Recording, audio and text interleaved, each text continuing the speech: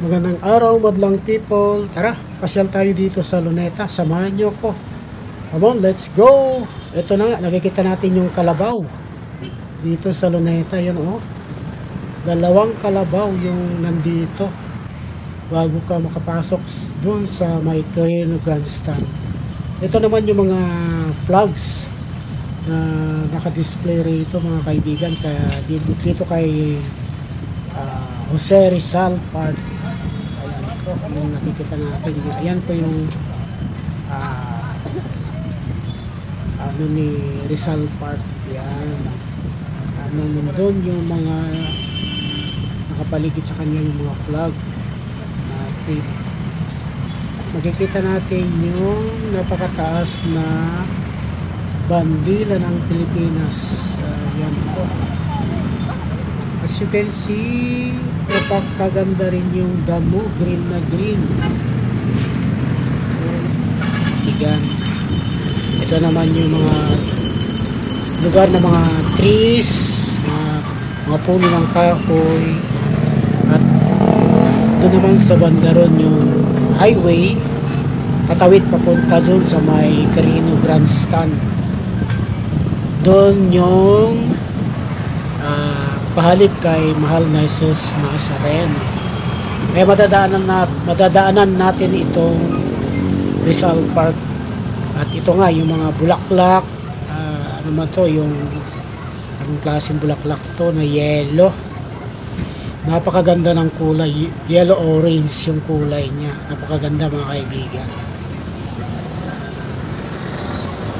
As you can see, very beautiful yung kanyang bulaklak, yellow orange, at nakapaligid dyan sa Rizal Park.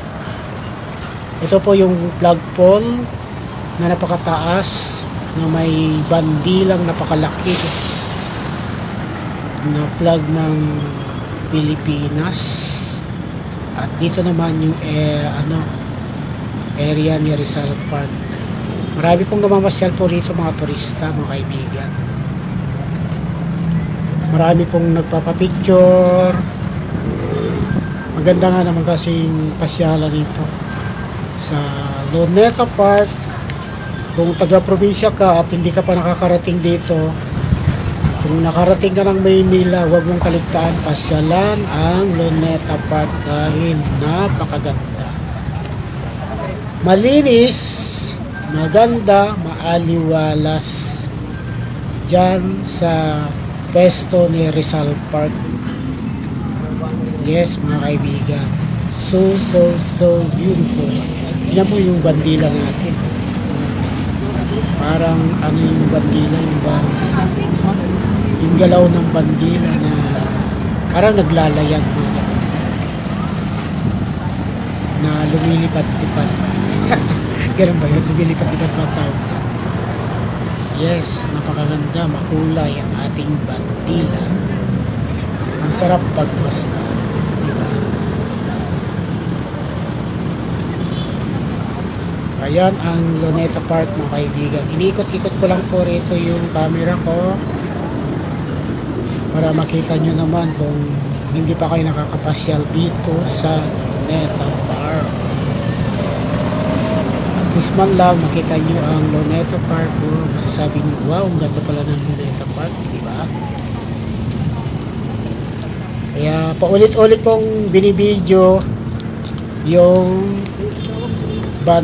napakataas na bandila ng ating bansang mahal na Pilipinas. Yes mga kaibigan, so beautiful Luneta Park.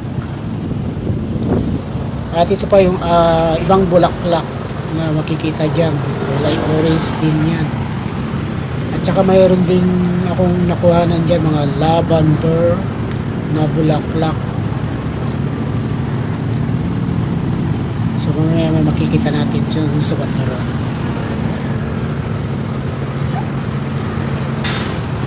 Ito pa rin yung yellow, orange na bulaklak. Tawag namin dyan sa Ilocano, kayanga. Kaya nga, hindi ko alam sa Tagalog ko ano tawag dito. Ito na pala yung lavender flowers. Dito natin makikita yung mga lavender flowers. Ayan, first time ko makakita ng mga lavender flowers dito sa Pilipinas. Marami pala, pero mas marami siguro sa Baguio, no, mga kaibigan. Yes, mas marami sa Baguio. Yan po yung mga lavender flowers. Yan. Ayan yung makita ko. Wow, ganda. Binidyo ko talaga para makita nyo naman yung mga iba't ibang bulaklak dito sa Luneta Park. Maganda po ang Luneta Park, mga kaibigan, lalo na nung December, yung dancing fountain na very colorful. Sa ngayon kasi wala na di na pinapagana. Okay, that's all mga kaibigan. Thank you for watching. Maraming salamat po, and God bless us all. At mag-ingat-ingat po tayong lahat. Happy New Year everyone. Happy New Year 2025.